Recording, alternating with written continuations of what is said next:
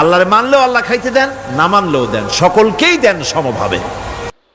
কারো প্রয়োজন পূরণের জন্য যদি ধার দেওয়া হয়, যদি কাউকে ধার দেন, তা আদায় করার জন্য বারবার তাকে তাগাদা দেওয়া যাবে না। একথা শুনে যারা ঋণগ্রস্ত আছেন তারা আবার এই সুবিধাটা নিয়েন না। সামর্থ্য থাকতে যদি যার কাছ থেকে ধার এনেছেন তাকে যদি কষ্ট দেন, অবশ্যই আল্লাহর কাছে আসামি হতে হবে কিয়ামতের দিন, কোনো সন্দেহ নাই। আর যে ব্যক্তি ধার দিয়েছেন তিনি যদি বুঝতে পারেন যে এই লোকটি আসলেই নিয়ত ভালো কিন্তু দিতে পারতেছে না, তাহলে এমন লোককে বারবার তাগাদা দিতে আল্লাহ নিষেধ করেছেন। তাকে শরম দিও না, তাকে সময় দাও। وَإِنْ كَانَ ذُو عُسْرَةٍ فَنَذِرَةٌ إِلَى مَيْسَرَةٍ وَأَنْ تَصَدَّقُوا خَيْرٌ لَكُمْ إِنْ كُنْتُمْ تَعْلَمُونَ। ঋণগ্রস্ত ব্যক্তির আর্থিক অবস্থা খারাপ হলে সচ্ছল হওয়া পর্যন্ত তাকে সময় দাও, আর তাকে যদি ক্ষমা করে দিতে পারো সেটা তো অনেক ভালো কথা। আল্লাহ তোমার প্রতি রহম করবেন। যদি ক্ষমার তাকে যদি সে দিতেই পারবে না এমন অবস্থা যদি হয়, তাহলে তাকে তুমি ক্ষমা করে দিও। কিছু সংখ্যক লোক আছে যারা ধার নিয়ে আসলেই ফাঁকি দিতে চায়, আছে না এমন সমাজে? না নাই?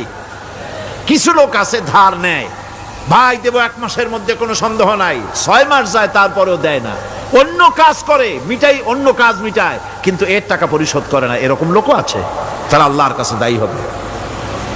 একবার পত্রিকায় দেখেছিলাম কার বাড়িতে কার্টুন দিয়েছে, বাড়িতে বিরাট সাইনবোর্ড লাগাইছে কুকুর হইতে সাবধান। তার বন্ধু বলছে, ভাই তুমি কুকুর কিনলে কবে? কয় যে না, কুকুর কিনি নাই, সাইনবোর্ড লাগাইছি পাওনাদারদেরকে ঠেকাবার জন্য, যাতে সহজে বাড়ির মধ্যে না ঢোকে। তো এই চালাকিটা আর কেউ বুঝুক আর না বুঝুক, আল্লাহ পাক তো খুব ভালো করেই বোঝেন। রিক্সাওয়ালা ভ্যানওয়ালার পয়সা, ঘুষ নাই, ওর মধ্যে ঘুষ আছে। কিন্তু কিছু ভদ্রলোক আছে, বুড়া রিক্সাওয়ালা, এই বেটা এদিকে আয়। বুড়া মানুষ রিক্সা চালায়, সেই জন্য অপমান। ওই বেটা তোমার বাপের বয়সী, আপনি কইতে পারো না। এরপরে উঠলো রিক্সায়, 7 মাথা থেকে 14 মাথায় যাবে। ওখানে যায়া বললো যে ভাড়া কত, সে চাইলো 10 টাকা ভাড়া। আরে বেটা 10 টাকা ভাড়া, রেড বই দেখা। যখন রিক্সার ভাড়া দেয় তখন রেড বই দেখার প্রশ্ন ওঠে, আর যখন শাড়ি কিনতে যায় লেখা আছে ফিক্সড প্রাইস। ঢোকার সাথে সাথে একটা 7 আপ অথবা একটা কি ঠান্ডা মান্ডা কিছু একটা দিল, খাইয়া ঠান্ডা। শাড়ির দাম কত? শাড়ির দাম 13,593 টাকা 92 পয়সা। এইখানে রেট কত তার তালাশও করে না, বেশি কথা কইলে ভদ্রতার খেলাপ হবে।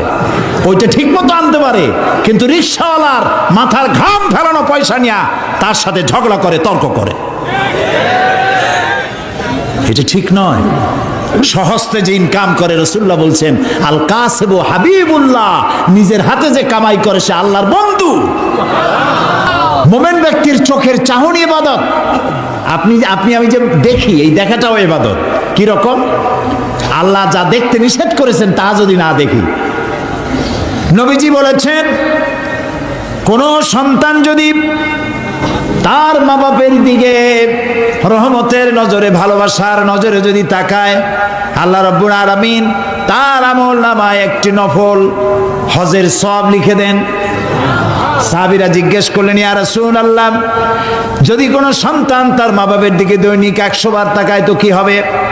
আল্লাহর নবী বলেন, আল্লাহর নিয়ামতের ভান্ডারে কোনো অভাব নাই। কোন বান্দা যদি তার মা বাপের দিকে দৈনিক 100 বার তাকায়, আল্লাহ রাব্বুল আলামিন তার আমল নামায় 100টা কবুল নফল হজের সওয়াব দিয়ে দিবেন। তা আপনার আমার চোখের চাহনি ইবাদতের মধ্যে শামিল। আপনি ব্যবসা করবেন, এটা ইবাদত। ফজরের নামাজ পড়েন, দোকানে চলে যান, তারপরে দোকান বিসমিল্লাহ বলে দোকান খোলেন, বিসমিল্লাহ বলে দোকানে বসেন।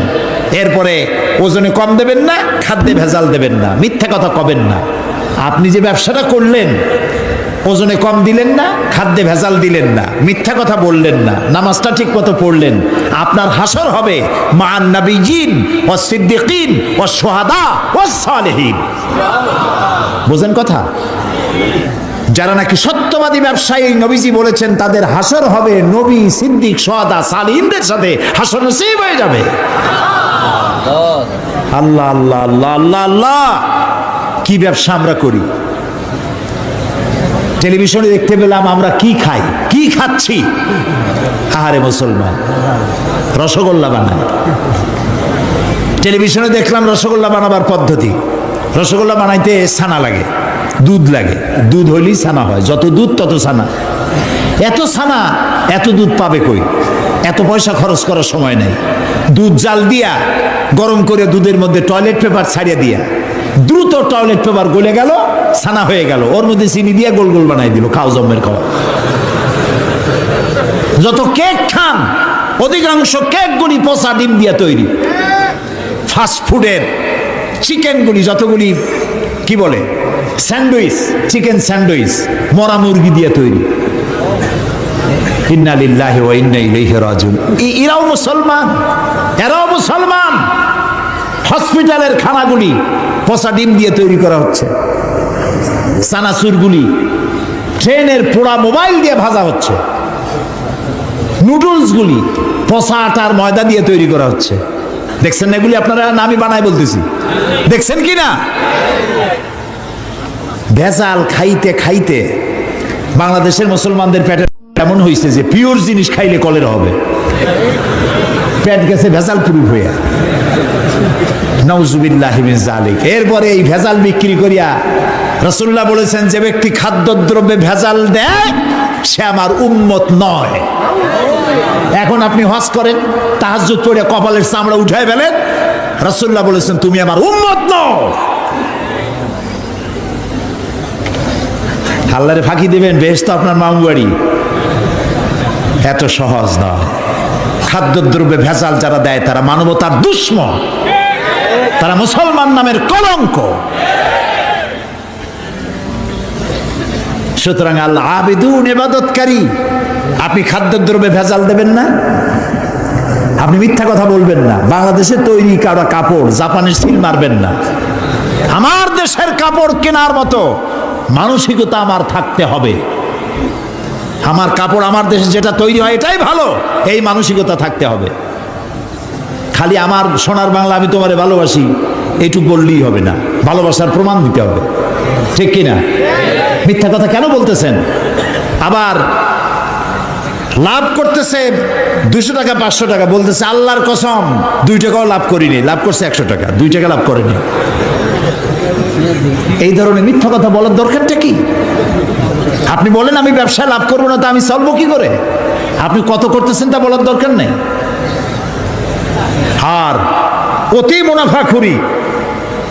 এই যে রমজান মাসে জনমের মতো পেঁয়াজের দাম বাড়লো, আটার দাম বাড়লো, আরো কিসের কিসের দাম বাড়লো জনমের মতো। কেন এই দাম বাড়ে? এই জন্য দাম বাড়ে মুসলমানের এইগুলি আগের থেকে কিনে রাখে 2 মাস 3 মাস আগে, রোজাদারদের কষ্ট দেওয়ার জন্য। আরে রোজাদারের মুখের দুর্গন্ধ আল্লাহর কাছে মিস্ক এবং আম্বরের চাইতে পবিত্র। রোজাদারদের জন্য আল্লাহ তাআলা জান্নাতের একটা আলাদা গেট রেখেছেন, যার নাম রায়্যান।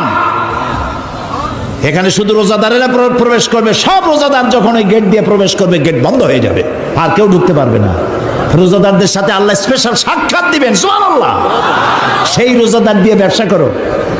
2-3 মাস আগের থেকে রোজার আইটেমগুলি কিনে জমা করিয়া তারপরে রোজাদারদের উপরে ব্যবসা করো। তোমার ব্যবসা নিয়ে কোন জাহান্নামে থাকবে দেখবে। মুসলমান কপাল পোড়া, কি এর ইবাদত করে? সুতরাং আপনার ব্যবসা ইবাদত। আপনি জমিন চাষ করতে যাবেন, আপনি চাষি, আপনি উত্তম কাজ করছেন। আপনাকে কৃষক বলে কে ঘৃণা করবে? এই চাষের কাজ সর্বপ্রথম করেছেন আবাল বাশার হযরত আদম আলাইহিস সালাম, নিজ হাতে চাষ করেছেন। যারা হাদিয়া খায়, শুধুমাত্র হাদিয়া দিয়ে জীবন চালায়, কোনো কাজ কাম নাই, খালি হাদিয়ার উপরে নির্ভর আছে। এরকম একজন নবীর নাম শোনান, আমার একজন নবীর নাম শোনান উম্মতের হাদিয়া দিয়ে জীবন চালাইছে। কোন? আমি আপনার কাছে শিখে যাই। একজন নবীও উম্মতের উপরে নির্ভরশীল ছিলেন না। হযরত ইদ্রিস আলাইহিস সালাম দর্জি ছিলেন। দর্জি বোঝেন কি? টেইলর, দর্জি ছিলেন। দাউদ আলাইহিস সালাম কর্মকার ছিলেন, লোহা গুলি দিয়ে অস্ত্র নির্মাণ করতেন, লোহা দিয়ে বিভিন্ন জিনিস তৈরি করতেন। এভাবে করে প্রত্যেক পয়গম্বরের কাজ ছিল। নবী করিম সাল্লাল্লাহু আলাইহি সাল্লাম ব্যবসা করেছেন। অনেক অফিসার আছেন, জোহরের নামাজের সময় ছুটি নিয়ে আসছেন, জোহরের নামাজ পড়লেন, ঠিক আছে পড়ুন জামাতে, সুন্নত পড়লো, নফল পড়লো, এরপরে বসে বসে তসবিহ টিপতে থাকলেন, জায়েজ নাই। যেহেতু আপনি সরকারের একজন কর্মচারী, আপনি ফরজ এবং সুন্নত পড়ার এখতিয়ার আছে, নফল বাড়ি যেয়ে পড়েন, তসবিহ বাড়ি যেয়ে পড়বেন। গভর্নমেন্টের নির্ধারিত সময় যে আপনি ইবাদতের মধ্যে, জিকির আজগারের মধ্যে নষ্ট করলেন, বেতন নেবেন, হালাল হবে না বেতন। এর নাম ইসলাম, বাস্তব ধর্মী ইসলাম। আপনার রুজি হালাল হতে হবে। সুতরাং আপনি চাষ করতে যাবেন, আপনি যতক্ষণ ময়দানে চাষ করতে থাকবেন, আপনার নামায় আমলে সব লেখা হইতেই থাকবে। সেটাও সর্বনাশ আমরা করছি। চাষ করতে গিয়ে সব জায়গায় মাথা ভালো থাকে, যেই না আইলের কাছে যায় তখন গরুর মাথা খারাপ হয় না লাঙ্গলের মাথা খারাপ হয় আল্লাহই জানে। আইলগুলোরে ঠেলিয়া একেবারে পলসিরাতের মতো চিকুন বানায় ফেলায়। আচ্ছা ভাই বলেন তো, মাটিকে আপনি খাইতে পারবেন? বরং মাটি আমাদের খাবে। চাওয়ার কোনো শেষ নাই, পাওয়ারও শেষ নাই, আরো চাই, আরো চাই, আরো চাই। আল্লাহর নবী বলেন, লাউ কানা লি ইবনি আদামা ওয়াদিম মিন যাহাবিন লাহাব্বা ইয়াকুনা লাহু সানিন। কোন বান্দাকে যদি একটি মাঠ ভরে স্বর্ণ দেওয়া হয়, সে বলবে আল্লাহ আমারে আরো একটা মাঠ ভরে যদি স্বর্ণ দেওয়া হতো। আল্লাহর নবী বলেন, ওয়ালা ইয়ামলাউ জাওফা ইবনু আদামা ইল্লা তুরাব। মানুষের পেট কবরের মাটি ছাড়া কোনো জিনিস দিয়ে ভরবে না। দেখছেন, এমপি হইলে কয় আহারে মন্ত্রী যদি হইতে পারতাম। একটা গাড়ির মালিক আহারে যদি আরো 8টা 10টা গাড়ি হইতো, একটা হোটেলের মালিক আরো যদি 5টা হইতো। ইবাদত মানে শুধু নামাজ রোজা না। আল্লাহ তাআলা বলছেন, মা খালাকতুল জিন্না ওয়াল ইনসা ইল্লা লিয়াবুদুন। ইবাদত ছাড়া তৈরি করি নেই। যদি নামাজ রোজা হজ যাকাতই শুধু ইবাদত হয়, তাহলে তো সব কাম কাজ ফালাইয়া মসজিদে বসে থাকা লাগবে। ইবাদতের ব্যাপক অর্থ রয়েছে, জানতে হবে, বুঝতে হবে ইবাদত কারে কয়।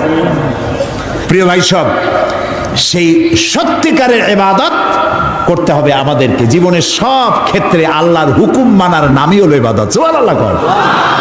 জীবনের সকল ক্ষেত্রে আল্লাহর হুকুম মাফিক জীবন পরিচালনা করার নাম ইবাদত।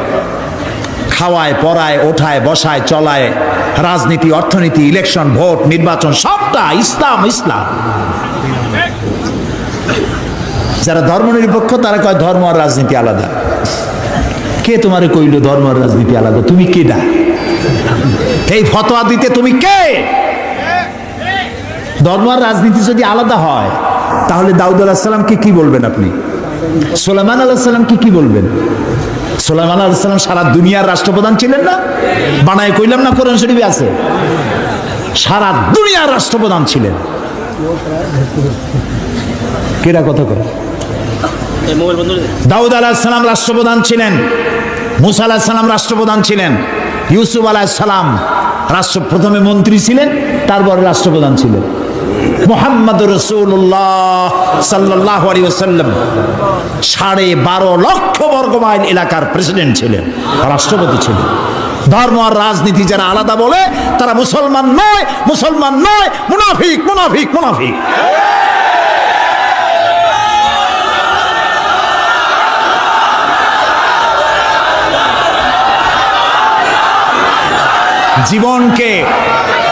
জীবনকে আমরা দ্বিধা বিভক্ত করতে পারি না। জীবনকে দুইটা ভাগ করার এখতিয়ার আমাদেরকে দেওয়া হয় নাই। জীবন একমুখী হবে, আল্লাহমুখী হতে হবে। আল্লাহ যা বলেছেন, রসুল যা করেছেন তাই আমাকে করতে হবে। বলুন, রসুল্লাহ প্রেসিডেন্ট ছিলেন না? রসুল্লাহ সেনাপতি ছিলেন না? রসুল্লাহ শ্রমিক ছিলেন না? রসুল্লাহ রসুল্লাহ নানা ছিলেন না? স্বামী ছিলেন না? আমার জীবন, আপনার জীবনের এমন কোন দিক আছে যেদিকে তিনি আদর্শ হিসাবে নাই? সুতরাং ধর্মনিরপেক্ষ মতবাদের স্রষ্টা হচ্ছে শয়তান। ধর্মনিরপেক্ষ মতবাদের স্রষ্টা কে? চিল্লায় বলো। আর ইসলামের স্রষ্টা কে? আল্লাহ, আল্লাহ, আল্লাহ। এই জন্য একজন মুসলমান কোন অবস্থাতে ধর্মনিরপেক্ষ হতে পারে না। আমি মুসলমান, আমাকে ধর্মের পক্ষে থাকতে হবে। হিন্দু ধর্মের পক্ষে থাকতে হবে, খ্রিস্টান ধর্মের পক্ষে থাকতে হবে। একবার পার্লামেন্টে ঢুকতেছিলাম, ধর্মনিরপেক্ষবাদীদের একজন মুরব্বী, দাড়ি পাকা, আজ তিনি বেঁচে নাই, তার সঙ্গে একসঙ্গে হাঁটতেছিলাম। বললাম, ভাই আপনাদের সাথে তো আমাদের কোনো জমি জমা নিয়ে মামলা মোকদ্দমা নাই, আপনিও আমার পাকা ধানে মই দেন নাই, আমিও আপনার হালের গরু পিটাই মারি নাই, কোনো শত্রুতা নাই। শুধু যদি এই ধর্মনিরপেক্ষতা বাদ দিতে পারতেন, আপনাদের সাথে আমাদের তো কোনো সমস্যা নাই। কয়েছে ধর্মনিরপেক্ষ বাদ দেবো কেন? আল্লাহ নিজেই তো ধর্মনিরপেক্ষ। কইলাম আস্তাগফিরুল্লাহিল আযীম। আয় আয়, কয় কি? আল্লাহর চাইতে ধর্মের পক্ষে আছে কিনা? আল্লাহ তো নিজেই বলেছেন, ইন্নাদ-দীনা ইনদাল্লাহিল ইসলাম। আমার কাছে কেবলমাত্র, একমাত্র, ওনলি ওয়ান পছন্দনীয় মনোনীত জীবন ব্যবস্থার নাম ইসলাম, ইসলাম, ইসলাম। তো আল্লাহর চাইতে ধর্মের পক্ষে আর কি আছে?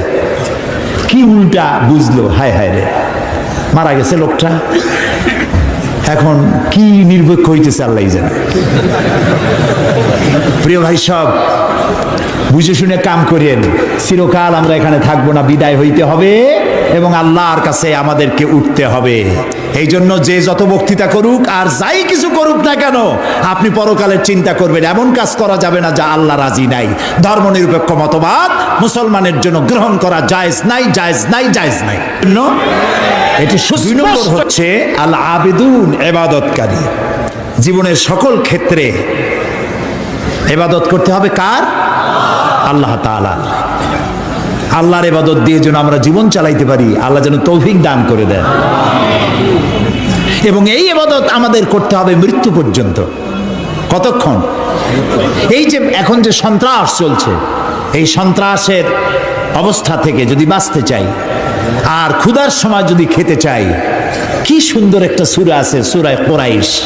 আল্লাহ তাআলা বলছেন, ফালইয়াবুদু রাব্ব হাযাল বাইত। হে কুরাইশরা, যদি ক্ষুধার সময় যদি তোমরা শীত ও গ্রীষ্মে নিরাপদে থাকতে চাও, যদি নিরাপত্তা পেতে চাও, ফালিয়াবুদু রাব্ব হাযাল বাইত, এই ঘরের মালিকের ইবাদত করো। কোন ঘর? বাইতুল্লাহ শরীফ। এই ঘরের মালিকের ইবাদত। মালিক কে? এই ঘরের মালিকের ইবাদত করলে কি হবে? আল্লাহ তাআলা বলেন, আল্লাযী আত'আমাহুম মিন জু'ইন ওয়া আমানাহুম মিন খাউফ। এই ঘরের মালিকের ইবাদত করো, কি হবে? ক্ষুধার সময় তিনি খাদ্য দিবেন, ভীতির সময় তিনি নিরাপত্তা দান করবেন। সুবহানাল্লাহ। আমরা তো এটাই চাই। আমার ক্ষুধার সময় খাবার চাই, ভীতির সময় নিরাপত্তা চাই। কে দিতে পারবেন? কে দিতে পারবেন? আল্লাহ তাআলা দিতে পারবেন। আমরা কি জান্নাতে যেতে চাই? বলেন, যেতে চাই?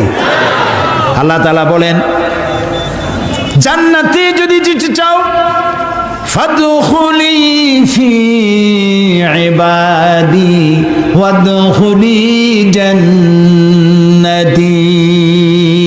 আমার গোলামির মধ্যে শামিল হও। ফাদখুলি ফি ইবাদি, আমার বান্দাদের মধ্যে শামিল হয়ে যাও। ওয়াদখুলি জান্নাতি, এরপর আমার জান্নাতে চলে যাও। গোলাম না হইয়া শিরক বিইবাদাতি রাব্বিহি আহাদা, এবং আল্লাহর ইবাদতের মধ্যে কাউকে শরীক স্থাপন করো না। শিরক কোন অবস্থাতে করা যাবে না।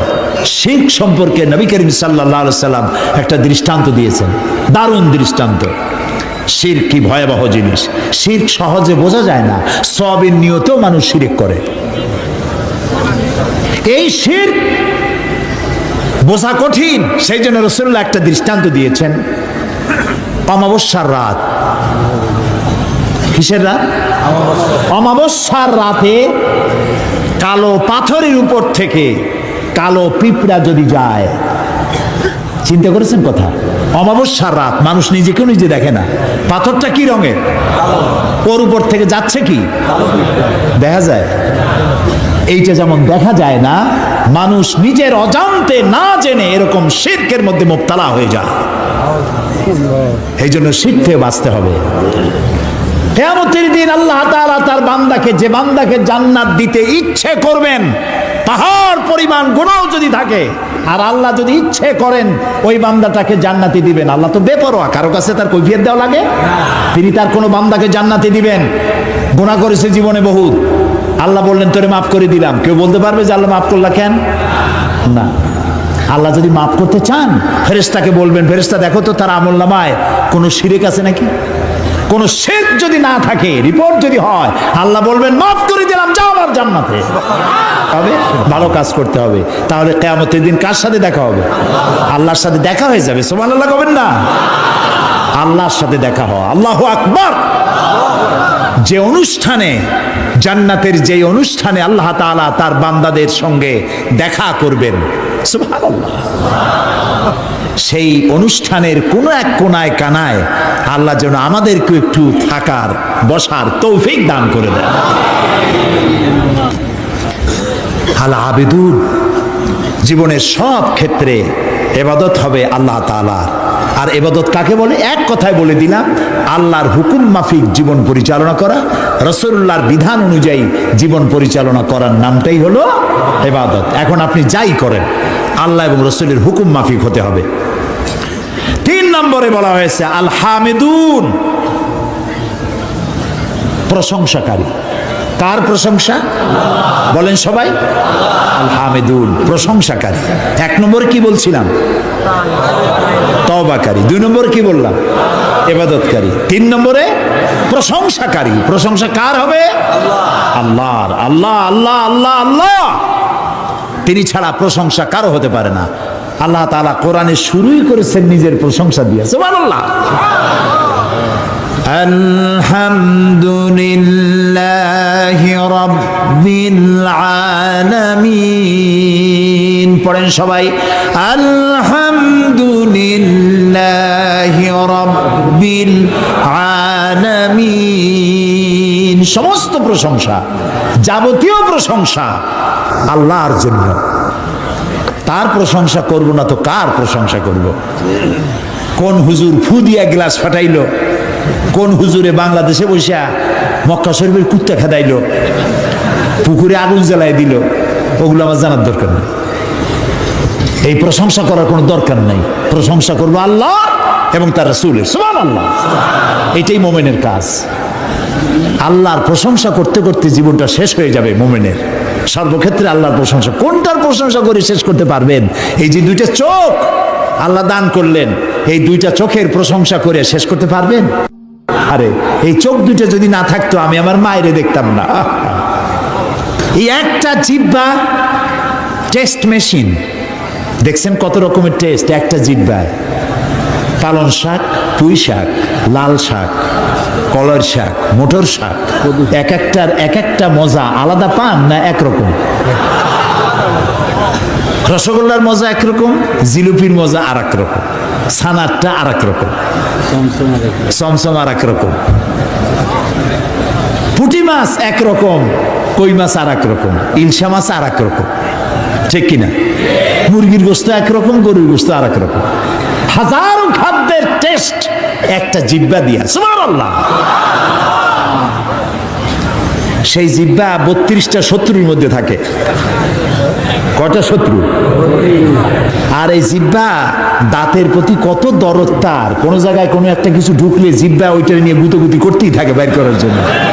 এত রহমত করে, দয়া করে সে দাঁতের প্রতি, আর সেই দাঁত সুযোগ পাইলেই একটা বাইরে দেয়।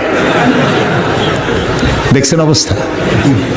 আল্লাহ তাআলা এমন সুন্দর জিহ্বা দিলেন, আহারে শুকর আদায় করে কুল পাওয়া যাবে। এই জিহ্বাটা আল্লাহ আবার ভিজা ভিজা রাখছেন। এটা যদি শুকনা, মাঝে মাঝে শুকনা হয়ে যায় না, কথা বলা যায়? যায় না, আল্লাহ ভিজাই রাখছে। সুবহানাল্লাহ। আল্লাহর প্রশংসা করেন। আল্লাহ কয় প্রশংসা করো, আমি তোমারে বাড়াইয়া দেবো। লাইন শাকারতুম লাযীদান্নাকুম ওয়া লাইন কাফারতুম ইন্না আযাবি লাশাদীদ। আমার নিয়ামতের শুকর যদি আদায় করো আমি নিয়ামত বাড়ায় দেব, আমি তোমাকে বৃদ্ধি করে দেব নিয়ামত। আর যদি শুকর আদায় না করো আমি তোমারে শাস্তি দেব। লাইন শাকারতুম লাযীদান্নাকুম, শুকর আদায় করলে বাড়ায় দেব। কি বাড়ায় দেব? না, শুকর যদি আদায় করো বাড়ায় দেব। কি বাড়ায় দেব? না, শুকর যদি আদায় করো শুকরিয়া আদায়ের শক্তি আরো বেশি করে বাড়ায় দেব। নিয়ামত তো দিছি, শুকর আদায় করো, শুকর আদায় করার শক্তি আরো বাড়ায় দেব। তুমি যত শুকর আদায় করবা আমি তোমার উপর রাজি খুশি হয়ে যাব। সুবহানাল্লাহ। আমি যদি আল্লাহর জিকির করি এইখানে বসিয়া, আমরা বগুড়ার ঈদগাহ মাঠে এখানে আল্লাহর কতগুলো বান্দাবান্দি একত্রিত হয়ে আল্লাহর জিকির আজগার করতেছি। আল্লাহ কয় ফাজকুরুনি আজকুরুকুম, তুমি আমার জিকির করো আমি তোমার জিকির করবো। তো আমার জিকির আর আল্লাহর জিকিরের মধ্যে পার্থক্য আছে না? আমরা জিকির করতেছি মাটির দুনিয়ায় বসিয়া, এইখানে কিছু লোক আল্লাহর জিকির করছে। আল্লাহ কয় তুই যদি আমার জিকির করিস আমি জিকির করবো আর সে আজিমে ফেরেশতাদের সাথে নিয়া। সুবহানাল্লাহ। ফাজকুরুনি বিল ইস্তিগফার আযকুরুনি বিল মাগফিরা আযকুরুকুম বিল মাগফিরা। তুমি আমাকে ইস্তিগফারের সাথে স্মরণ করো, আমি তোমারে ক্ষমা করার দিয়া তোমারে স্মরণ করব। সুবহানাল্লাহ। আল হামিদুন, আল্লাহর প্রশংসা করিয়া, আল্লাহর যদি প্রশংসা করি তাহলে আল্লাহর লাভ আছে কিছু? না, আল্লাহর লাভ নাই। কারণ আল্লাহর লাভ হইতো যে আমরা যত প্রশংসা করব আল্লাহর পজিশন তত বাড়তে থাকবে, এরকম হবে নাকি? আল্লাহর মর্যাদা যে ডিগ্রিতে আছে, আপনি আমি সারা পৃথিবীর মানুষ আল্লাহর জিকির ফিকির হামদ করে আল্লাহর ওই পজিশন থেকে 1 ডিগ্রি উপরে উঠাইতে পারবো না। আর সারা পৃথিবীর মানুষ যদি আল্লাহকে অস্বীকার করে, শুকরিয়া প্রশংসা যদি না করে, যে পজিশনে তিনি আছেন তার থেকে 1 ডিগ্রি নিচেও নামবে না। তাহলে এই শুকর আদায় করায়, প্রশংসা করায়, তাসবিহ পড়ায় আল্লাহর কোনো লাভ নাই। লাভ কার? বলেন আমার, বলেন আমার লাভ। আমি যত শুকর করব, জিকির করব, আল্লাহ তত আমার মর্যাদা বাড়াই দিবেন। সুবহানাল্লাহ, সুবহানাল্লাহ। এই জন্য প্রশংসা হবে কেবলমাত্র কার? আল্লাহ তাআলার প্রশংসা করতে হবে। সুবহানাল্লাহ। এই যে গাছপালা দেখতে পান চতুর্দিকে, এই গাছগুলি কার জিকির করে? বাতাস তার শনশন রবে, পাখিগুলি তার কলকাকলিতে, নদীগুলি তার কুলুকুলু নাদে, গাছের পাতাগুলি তার মর্মর রবে। যত ধরনের শব্দ আমরা শুনতে পাই সমস্ত শব্দগুলি কোনো শব্দ নয়, ওর থেকে তারা আল্লাহর তাসবিহ পড়ে। সুবহানাল্লাহ, আল্লাহু আকবার, আলহামদুলিল্লাহ তাসবিহ তারা পড়তে থাকে। ওয়ালাকিন লা তাফকাহুনা তাসবিহাহুম, ওদের তাসবিহ তোমরা বুঝতে পারো না। ওরা সব সময় সবাই আমার জিকির করছে, তাসবিহ পড়ছে। আল হামিদুন। সুতরাং তুমি আমার প্রশংসা করো, শুকরিয়া আদায় করো, তাহলে আমি তোমার নিয়ামত বাড়ায় দেব। প্রিয় ভাই সব, আল্লাহর এই নিয়ামতের শুকর আমরা যেন জীবনের সব ক্ষেত্রে করতে পারি, এ তৌফিক যেন আল্লাহ আমাদেরকে দান করে দেন। আমরা বলি আমিন। মুমিন ব্যক্তিদের জন্য 8টা কোয়ালিটি থাকতে হবে। 8টি কোয়ালিটি হলেই পরিপূর্ণ মুমিন হবে। কয়টা কোয়ালিটি? আজকে আমি 3টা কোয়ালিটির কথা আপনাদের সামনে বললাম, বাকি কোয়ালিটিগুলির কথা আগামীকাল বলবো ইনশাআল্লাহ।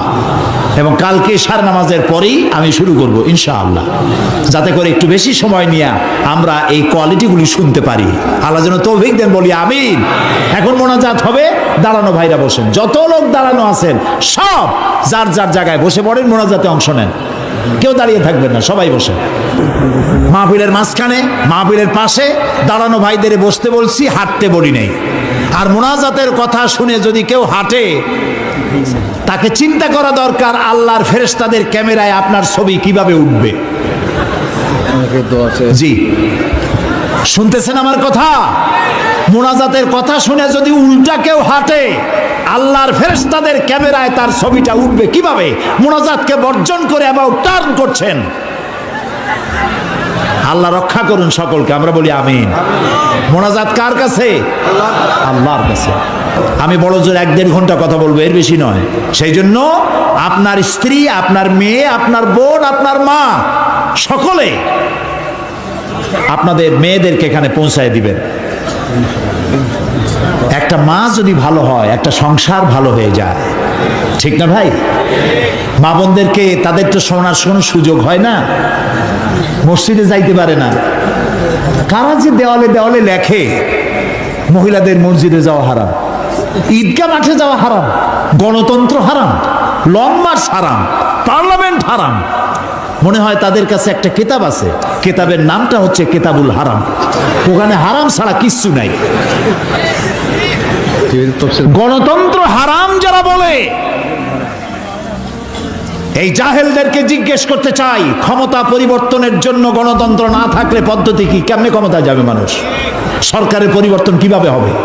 সুতরাং আজকের যারা বোমাবাজ, যারা দেওয়ালে দেওয়ালে, রাস্তায় রাস্তায় যারা লেখে গণতন্ত্র হারাম, এই বোমাবাজ ওই।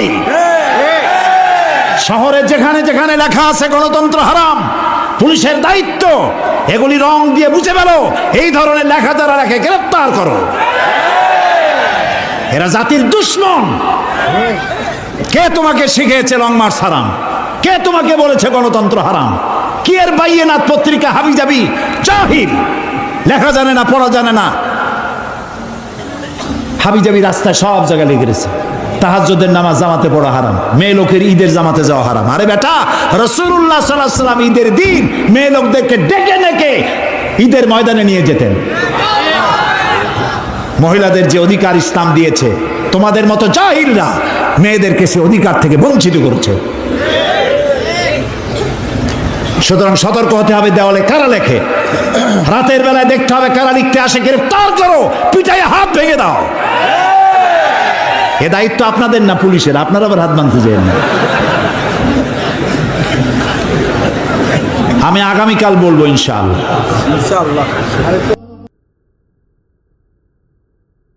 হযরতে সাদ তখন বললেন, তাহলে তোমরা সবাই আমার পেছনে পেছনে এই দরিয়ার ভিতরে ঝাঁপিয়ে পড়ো, আর আমার সঙ্গে সবাই উচ্চারণ করো, নাস্তাঈনু বিল্লাহি ওয়া নাতাওয়াক্কালু আলাইহি হাসবুনাল্লাহু নি'মাল ওয়াকিল নি'মাল মাওলা ওয়া নি'মান নাসীর। ইতিহাস লিখতেছি, 60,000 সৈন্য তাদের অশ্ব নিয়ে, তাদের উষ্ট্র নিয়ে, তাদের মালপত্র নিয়ে, জাহাজের সামান নিয়ে শ্রাবণের খরস্রোতা নদী, উত্তাল তরঙ্গমালায় ভরা নদীর উপর থেকে এই সাহাবীরা পাড়ি দিয়ে ওপার চলে গেলেন। ওপার যাওয়ার পরে হযরতে সাদ বলছেন, তোমাদের কেউ কি হারায় গেছে নাকি? সবাই এদিক ওদিক তাকায়, খোঁজ করে বলল, মানুষ তো দূরের কথা, একটা উটও আর ঘোড়াও একটাও হারায় যায় নাই। একজন বলল, আমার একটা পেয়ালা, যে পেয়ালা আমি পানি পান করতাম, সেই পেয়ালাটা তুফানে ছিটকে কোথায় চলে গেছে, ওইটা হারায় গেছে। হযরতে সাদ বলেন, মুজাহিদের কোন জিনিস দরিয়া নিতে পারে না, অবশ্যই তা ফেরত আসবে। এই কথা তিনি বলতেছিলেন, হঠাৎ করে দরিয়ার কিনারে একটা আওয়াজ হলো, দেখা গেল তুফানের ভিতরে সেই হারানো বাটিটা তাদের মধ্যে বেরিয়ে এসেছে।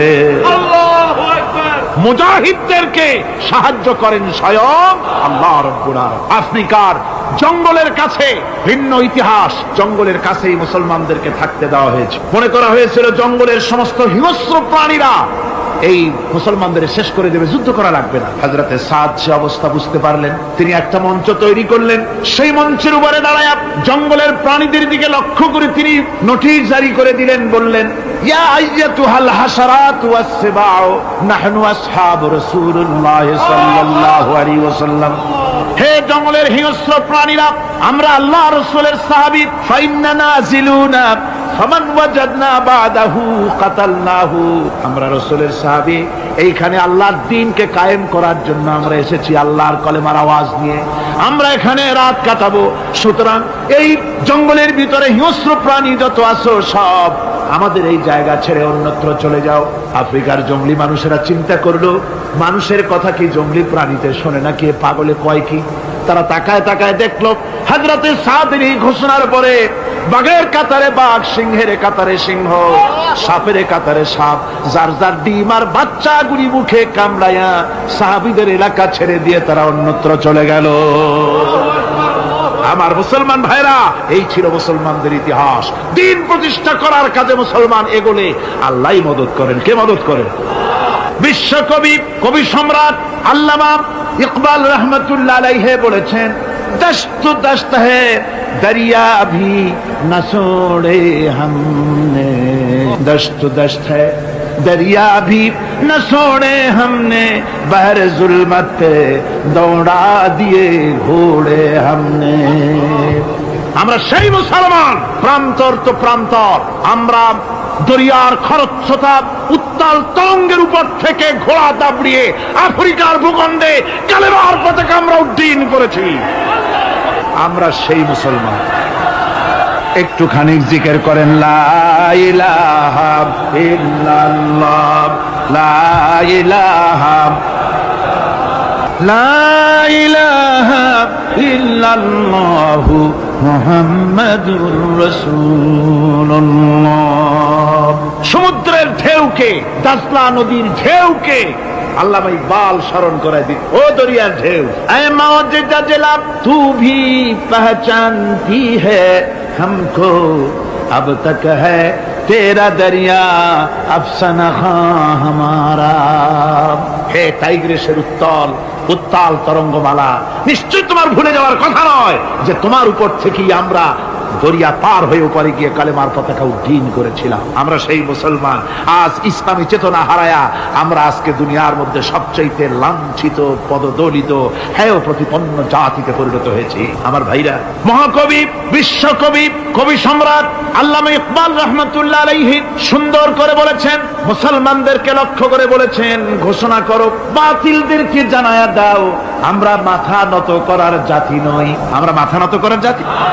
ভারত আজ আমাদের দিকে চোখ রাঙায়, ভারত চোখ রাঙায় তাকায় আমাদের, দুনিয়ার অনেকেই আমাদের দিকে চোখ রাঙায়। বিশ্বকবি আল্লামা ইকবাল বলেছেন, বাতিল সে দবনে ওয়ালে আয়া আসমান হি হাম, বাতিল সে দবনে ওয়ালে আয়া আসমান হি হাম, সবর কর চুকা হ্যায় তু ইমতিহান হামারা।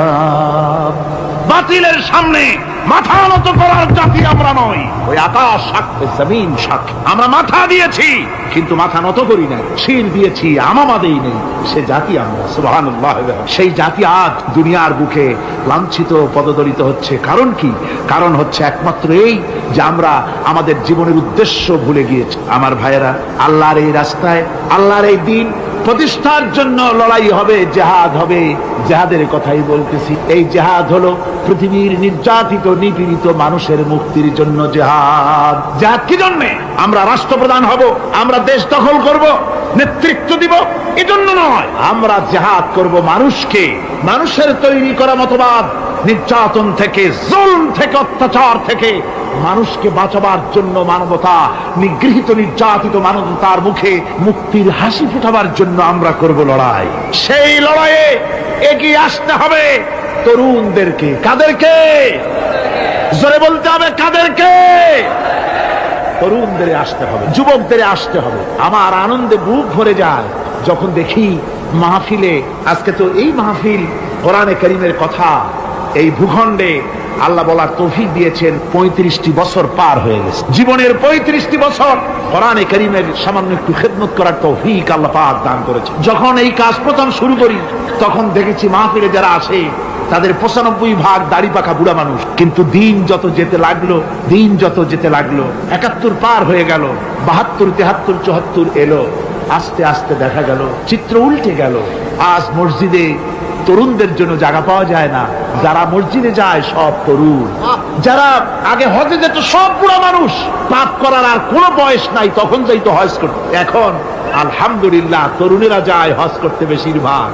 আজকের মাহফিল দেখুন, দাঁড়ায় দেখতে বলি নাই, জায়গায় বসে আর ডাইনে বা একটু তাকায় দেখেন কারা বেশি, দাড়ি পাকা না যুবক? যুবক আর তরুণ দিয়ে আল্লাহর এই মুজাহিদ, আল্লাহর এই গোলামদের দিয়ে আল্লাহ মাহফিল ভরে দিয়েছেন। জোরে কোন সুবহানাল্লাহ, জোরে কোন আলহামদুলিল্লাহ। এই তরুণ যুবকরাই হচ্ছে ইসলামের সম্পদ। ইসলামের সম্পদ কে? তরুণ আর যুবকেরা।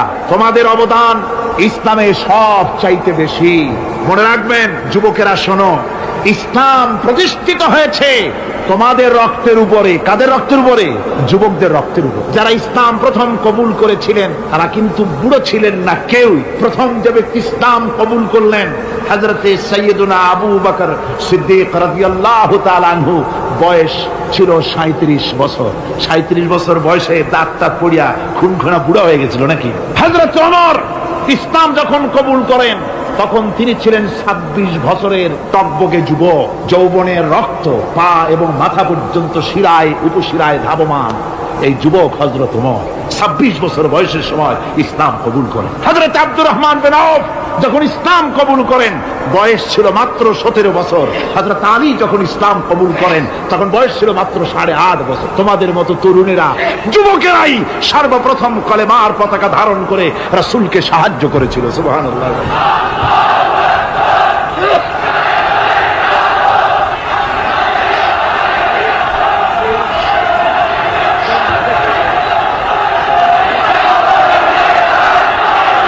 আমার মুসলমান ভাইয়েরা থামুন, আমার ভাইয়েরা, যুবকদের অবদানই চিরকাল ইসলামে বেশি ছিল। তাই বলে যারা বৃদ্ধ মানুষ তাদের কিন্তু কোনো মন খারাপ করার কোনো কারণ নাই, ঠিক কিনা? যেহেতু আমরা যারা বয়সের প্রান্তে এসে গেছি আমরাও ওই যৌবন কালটা পেরিয়ে এসেছি, ঠিক কিনা? আরেকটি কথা, কিয়ামতের দিন কোন বুড়ো মানুষ বেহেশতে যাবে না, সব যুবকরা যাবে। বেহেশতে যাবে কারা? বুড়োরা বোধহয় ভয় পেয়ে গেছে। রাসূল পাক সাল্লাল্লাহু আলাইহি ওয়াসাল্লাম বলেছেন, আমার কথা না, হুজুর বলেছেন কোন বুড়ো মানুষ বেহেশতে যাবে না, কোন কালো মানুষ বেহেশতে যাবে না। এখন রাসূল যদি বলেন তার কথাই তো আইন। হুজুর বলেন কালো মানুষ বেহেশতে যাবে না, একটা কালো মানুষ কান্দিয়ে তো পড়ি। হুজুর বলেন কেঁদো না, তুমি যখন বেহেশতে যাবে চাঁদের মতো সুন্দর চেহারা নিয়ে বেহেশতে যাবে। বুড়ার কান্না দেখে হুজুর বলছেন কেঁদো না, তুমি যখন বেহেশতে যাবে আল্লাহ তোমার যুবক বানায় পাঠায় দেবে। যেহেতু বেহেশত হচ্ছে যুবকদের জন্য, সুবহানাল্লাহ। অত নাজ নিয়ামত, অত আনন্দ, বুড়া মানুষে তো খাইয়া খুইয়া বেহেশত নষ্ট করি ভালো। এই জন্য যৌবন দরকার, স্বাস্থ্য দরকার বেহেশত উপভোগ করার জন্য। সেই জন্য বেহেশতে যাবে কারা? তরুণেরা যাবে। কারা যাবে? তরুণ তরুণী দিয়ে আল্লাহ পাক বেহেশত ভরে ফেলবেন। সুবহানাল্লাহ। আমার তরুণেরা, যুবকেরা শোনো, রাসূলুল্লাহ তোমাদের কত সম্মান দিয়েছেন। কে সম্মান দিয়েছে? রাসূলুল্লাহ এক জায়গায় বক্তৃতা করছে।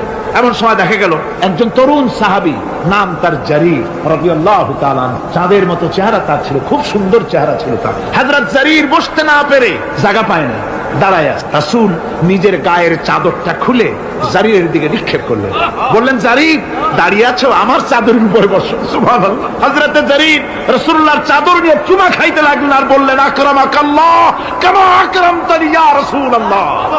হে রাসূল, আল্লাহ আপনার সম্মান আরো অনেক বাড়িয়ে দিন, যেমন আপনি আমাকে মর্যাদা দিলেন। হে রাসূল, আপনার চাদরে পৃথিবীর কোনো মানুষ বসতে পারে? আমার তরুণ ভাইয়েরা, আমার যুবক ভাইয়েরা, তোমাদেরকে রাসূল মহব্বত করতেন, ভালোবাসতেন সবচেয়ে বেশি। তোমরা আজ বাতিলের শিকার। কার শিকার? বাতিলের শিকার। তোমাদেরকে কি দেওয়া হয়? যে সব রাজনৈতিক দলের যুবক যারা তোমরা এখানে আছো, জিজ্ঞেস করি তোমাদের নেতারা তোমাদেরকে কি দেয়? দেয় অস্ত্র, দেয় টাকা, দেয় নারী ভোগ করার জন্য পয়সা, তোমাদের চরিত্র ধ্বংস করার জন্য সব রকমের হাতিয়ার তুলে দেয়। তোমাদের হাতে শোভা পায় কলম, হাতে শোভা পায় খাতা, হাতে শোভা পায় বই। বই খাতা কলমের পরিবর্তে তোমাদের নেতারা তোমাদের হাতে তুলে দেয় স্ট্যান্ড গান, তুলে দেয় হেরোইন, তুলে দেয় টাকা। এরা তোমাদের নেতা নয়, এরা তোমাদের জীবনের দুশমন। জনগণেরা কি?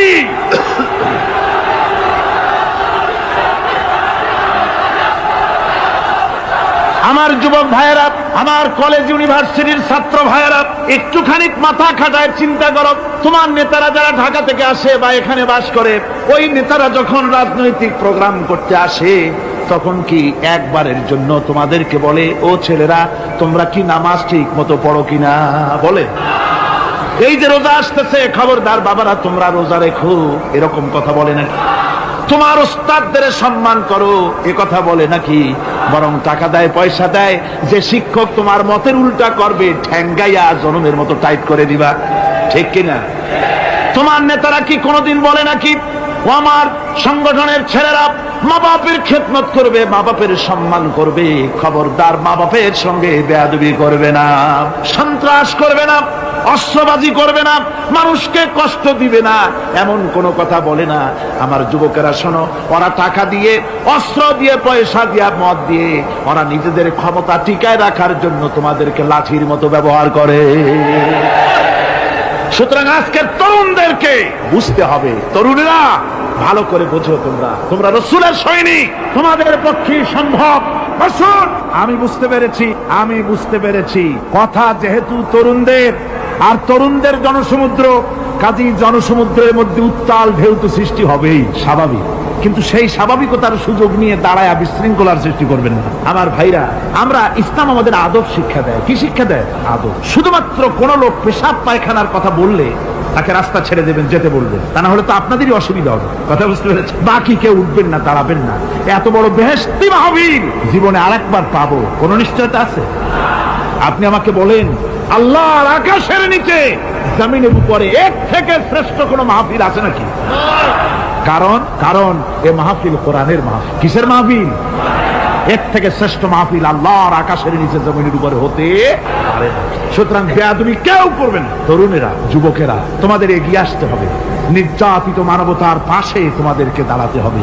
আজ শ্রমিকরা তাদের ন্যায্য পাওনা পাচ্ছে না, কৃষক তাদের উৎপাদনের মূল্য পাচ্ছে না, নারী তার সতীত্বের গ্যারান্টি পাচ্ছে না। মানুষেরা আজ নির্যাতিত, নিপীড়িত। সারা পৃথিবীতে Bosnia, Algeria, Somalia, Palestine, Kashmir, Burma, Philippines, Bharat, পৃথিবীর সর্বত্র নির্যাতিত মুসলমানদেরকে বাঁচাবার জন্য আমার খালিদ বিন ওলীদের উত্তরসূরিরা, সালাউদ্দিন আইয়ুবী, জামালউদ্দিন আফগানি, হযরত আলীর উত্তরসূরি, আজকের মাহফিলের যুবক আর তরুণরা, তোমরা কি রক্ত দিতে পারবে?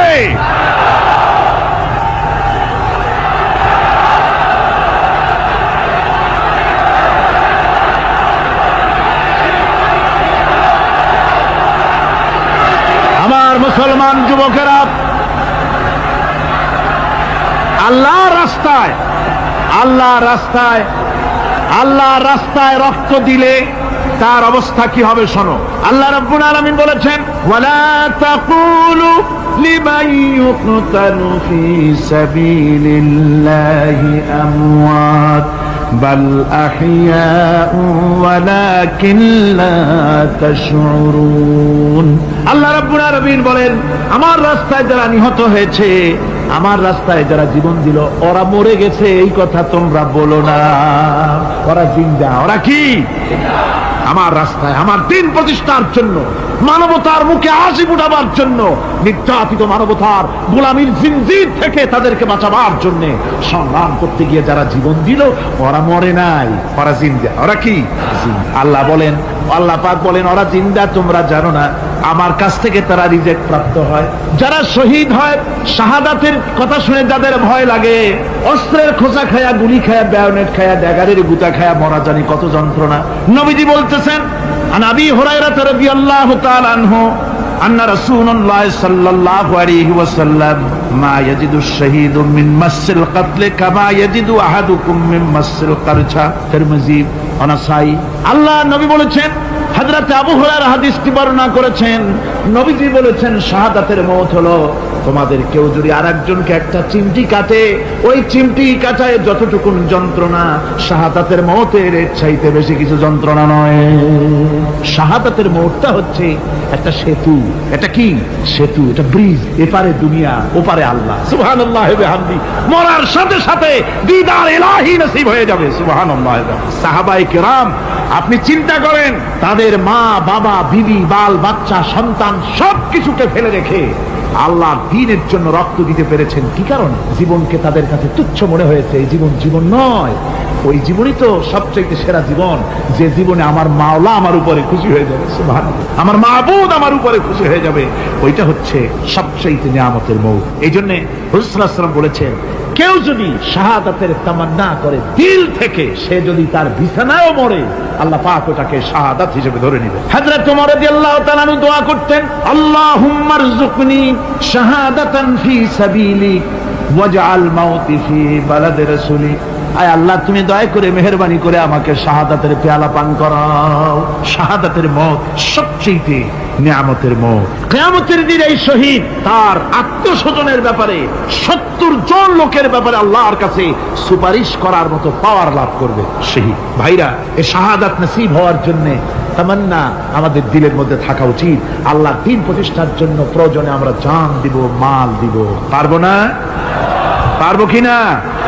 আমার ভাইরা, আব্দুল উজ্জা মক্কা শরীফে বাড়ি, 20 বছরের যুবক। কলিজার মধ্যে সবসময় চায় এতিম মানুষ, বাপ মারা গেছে, একেবারে ছোট অবস্থা, খুব গরিব। চাচা তাকে বড় করেছে, চাচা তাকে ঘর দিয়েছে, বাড়ি দিয়েছে। বুখারীর হাদিস, বুখারী শরীফে বাড়ি, ঘর, জায়গা, জমি, সোনা দানা, টাকা পয়সা, উট ঘোড়া সব দিয়েছে, প্রতিষ্ঠিত করে দিয়েছে। কিন্তু আব্দুল উজ্জা শান্তি পায় না। রাসূল পাক সাল্লাল্লাহু আলাইহি ওয়াসাল্লাম দ্বীনের দাওয়াত দিচ্ছেন, মন চায় তাওহীদের এই সূরা সেও পান করে, কিন্তু চাচার ভয়তে পারে না। মনটা চাচ্ছে, আহা চাচা যদি ইসলাম কবুল করতো তাহলে আমার জন্য ব্যাপারটা সহজ হয়ে যেত। এভাবে চিন্তা করতেছে। হঠাৎ একদিন রাসূল পাক সাল্লাল্লাহু আলাইহি ওয়াসাল্লাম হিজরত করলেন।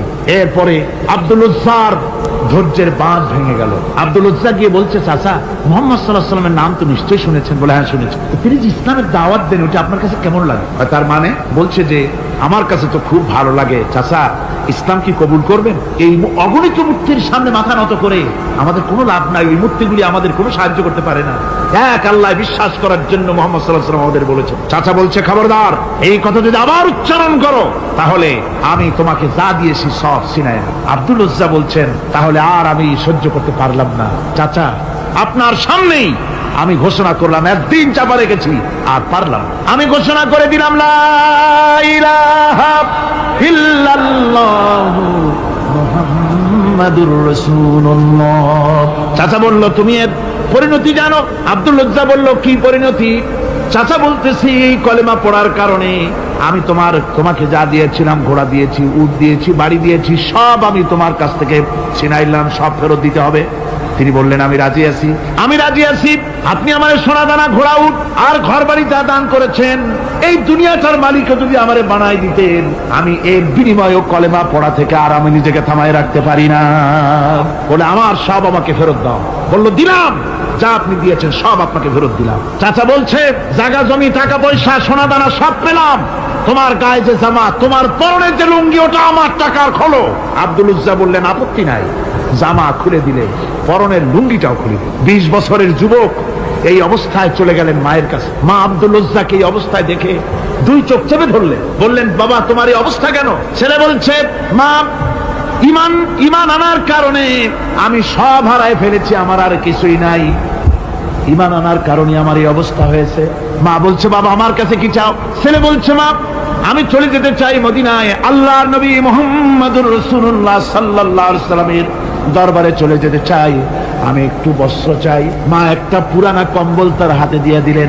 আব্দুল উজ্জা কম্বলটাকে ছিঁড়ে এক টুকরা কোন রকম হাঁটুর উপরে জড়ায় নিলেন, আর এক টুকরা গায়ে দিয়ে নিলেন। আব্দুল উজ্জা আবার বহু কষ্ট করে মরুভূমি পাড়ি দিয়ে মদিনা মুনাওয়ারায় চলে গিয়ে বাবি জিবরিল থেকে ঢুকে আসহাবে সুফফার চবুতরার সামনে বসে আছেন, ছেঁড়া কম্বল পরা।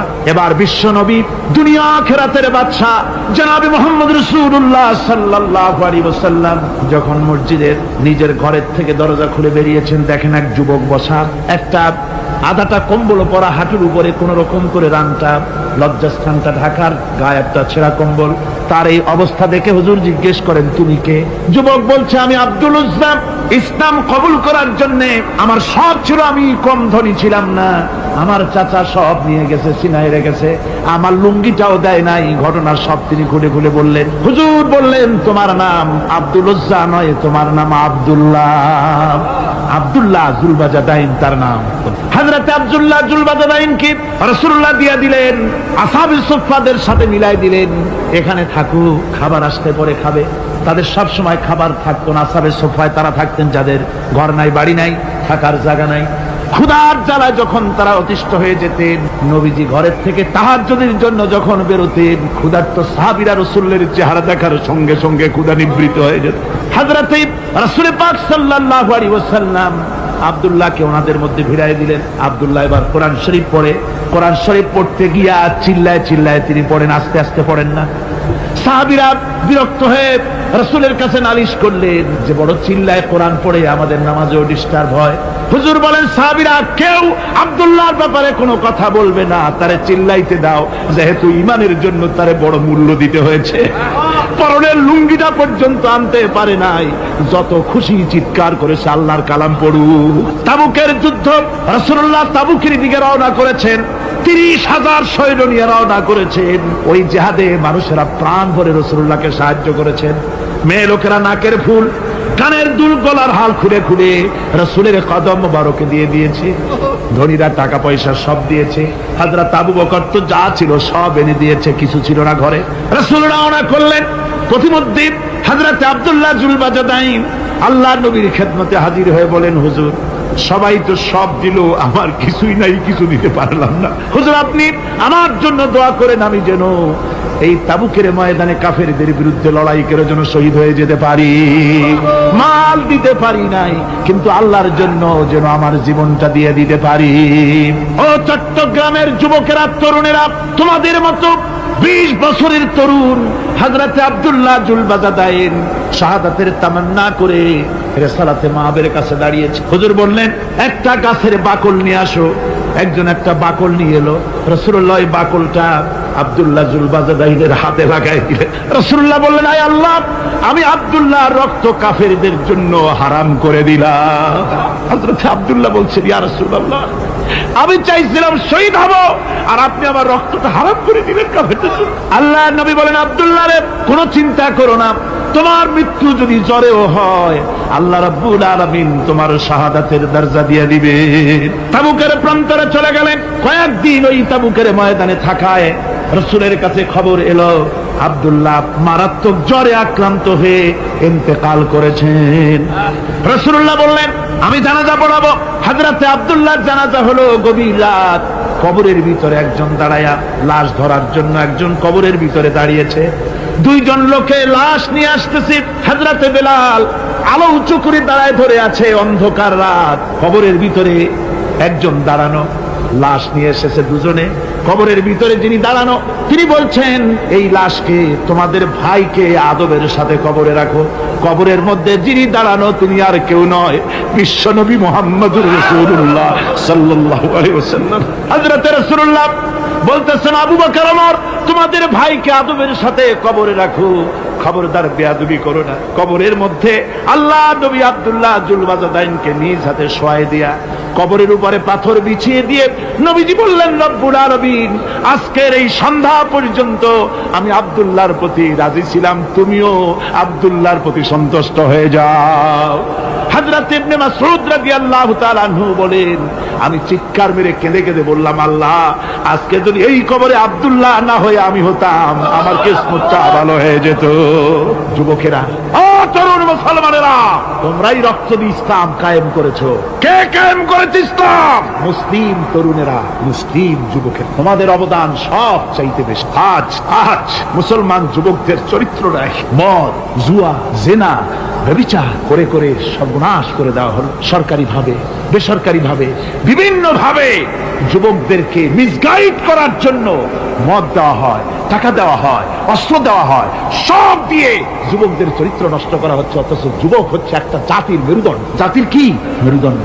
এই মেরুদণ্ডকে ঘুণে ধরেছে, এই মেরুদণ্ড নষ্ট করার ব্যবস্থা করা হয়েছে। আমার মুসলমান ভাইয়েরা, হাদিস থেকে শোনো, বদরের প্রান্তরে যুদ্ধ হবে। রাসূলুল্লাহ সাহাবায়ে কিরামদেরকে রেডি করেছেন, কিন্তু এই যুদ্ধটা বড় মারাত্মক। এই জেহাদ বড় মারাত্মক। জেহাদ হবে, চাচার বিরুদ্ধে ভাতিজা জেহাদ করবে, বাপের বিরুদ্ধে সন্তান অস্ত্র ধারণ করবে, ভাইয়ের বিরুদ্ধে ভাই অস্ত্র ধারণ করবে। কোন জায়গা? বদর। কোন জায়গায়? বদর। মক্কা থেকে যারা আসতেছে সব চাচা, ভাই, মামু, খালু, এরা আপন আপন লোকেরা আপন লোকের বিরুদ্ধে অস্ত্র ধারণ করবে। এটা কি সহজ? কোন এটা কি সহজ? রাসূলুল্লাহ যুদ্ধের কথা মানুষকে বুঝাচ্ছেন, একটু ইতস্তত করে। হযরত রাসূল পাক সাল্লাল্লাহু আলাইহি ওয়াসাল্লাম যুদ্ধের কথা সাহাবায়ে কিরামদের সামনে পেশ করতেছেন আর একটু ইতস্তত করতেছেন। এই কঠিন যুদ্ধে সাহাবীরা কিভাবে মেনে নেবে? রাসূলের মনের অবস্থা বুঝতে পেরে হযরত মিকদাদ রাদিয়াল্লাহু তাআলা আনহু, বর্ষিয়ান সাহাবী, তিনি দাঁড়ায় গেলেন। তিনি দাঁড়ায় বলছেন, ইমদি বিনা ইয়া রাসূলুল্লাহ হাইসু মা তাশা।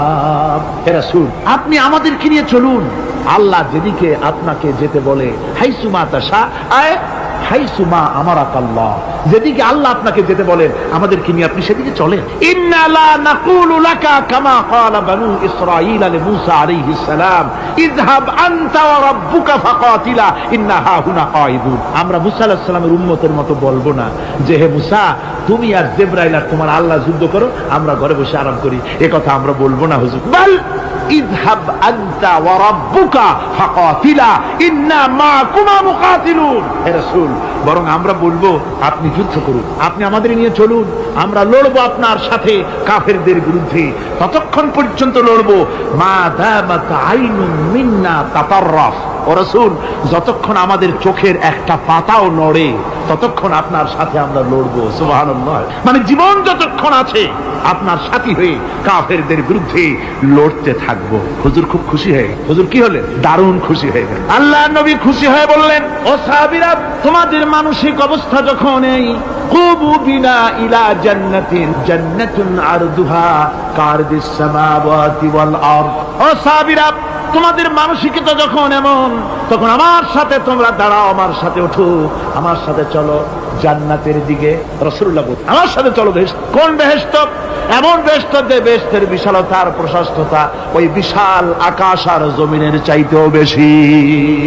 এই বিরাট জান্নাতের দিকে চলো আমার সাথে। ফাকামা উমাইর বিন হামাম ওয়া কানা ইয়াকুলু তামার। যুবকেরা, তোমাদের মতো তরুণ, তোমাদের মতো এক যুবক যার নাম উমায়ের, তিনি দাঁড়িয়ে গেলেন, হাতে ছিল খোরমা, খোরমা খাত। দেখেন বক্তৃতা হয়, মাঠে ওয়াজ নসিহত হয়, আর যুবকেরা দাঁড়ায় দাঁড়ায় বাদাম হয় না, ওই সাহাবী ওই সময় তো বাদাম টাদাম হয়তো পায় না, খোরমা খাত, খোরমা চাবাচ্ছে, বিচি ফেলাই দিতেছে, আর এইভাবে খাচ্ছে আর হুজুরের কথা শুনে। হুজুরের কথা শুনে উমায়ের বলছেন, বাহ বাহ, এটা একটা আঞ্চলিক শব্দ, এর অর্থ হচ্ছে আয়মা আযমাহু ওয়া মা আহসানাহু। হে রাসূল, আপনি কত সুন্দর কথা বললেন, আপনি কি বিশাল কথা বলেছেন, কত বড় কথা বলেছেন। জিহাদ করলে, জান দিলে এমন বেহেশত পাবো, জান্নাতুন আরদুহা কারদিস সামাওয়াতি ওয়াল আরদ, যে বেহেশতটা হবে ওই বিশাল আকাশের চাইতে এমন বেহেশত পাবো। ওয়াল্লাহি লাউ কুনতু হাইয়ান হাত্তা আকুলাহুম ইন্নাহা লাহায়াতুন তাবি। আল্লাহর কসম, আমি যদি হাতের সবগুলি খোরমা খেতে যাই তাহলে তো অনেক সময় লাগবে, বেহেশতে যেতে দেরি হয়ে যাবে, অনেক দেরি হয়ে যাবে বেহেশতে যেতে।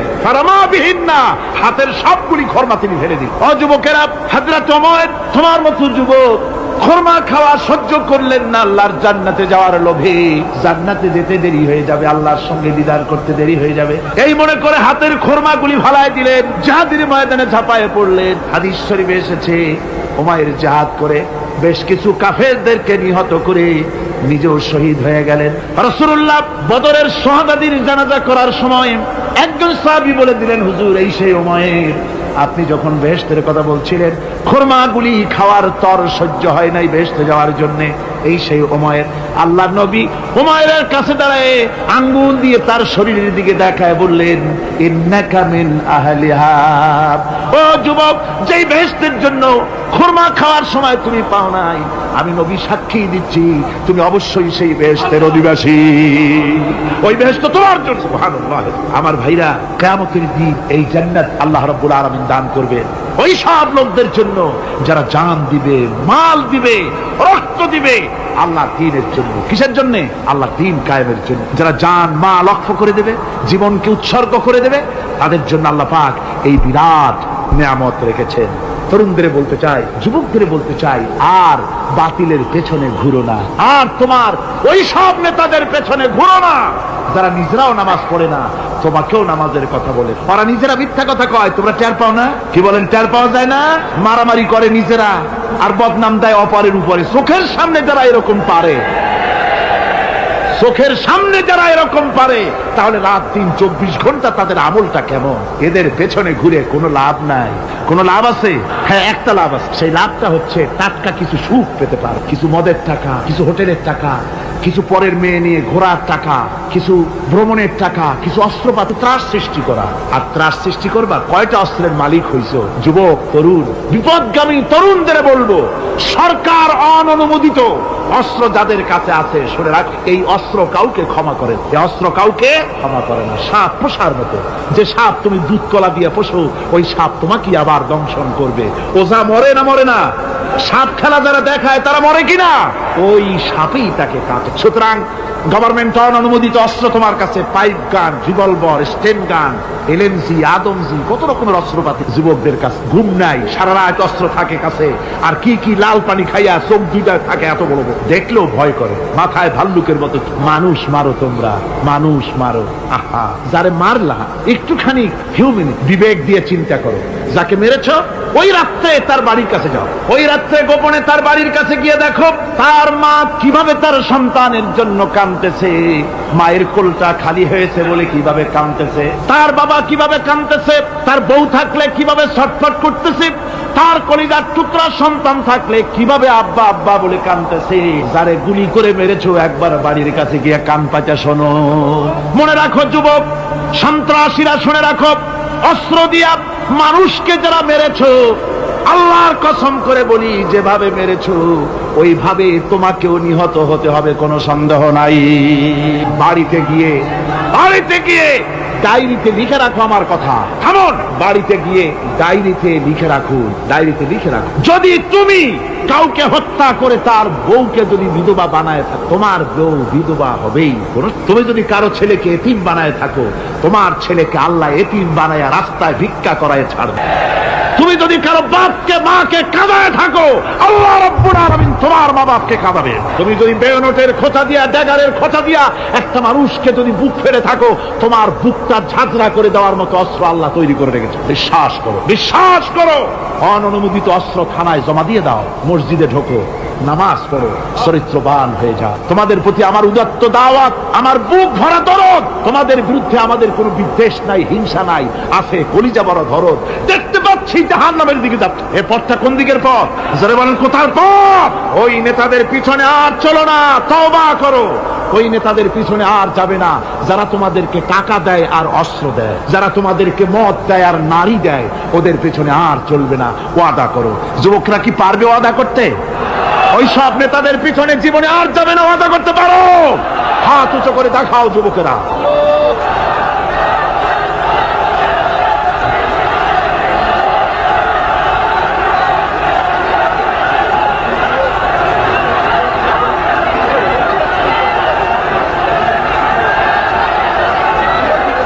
আমার মুসলমান ভাইরা, আমি তো দাঁড়াতে বলি নাই।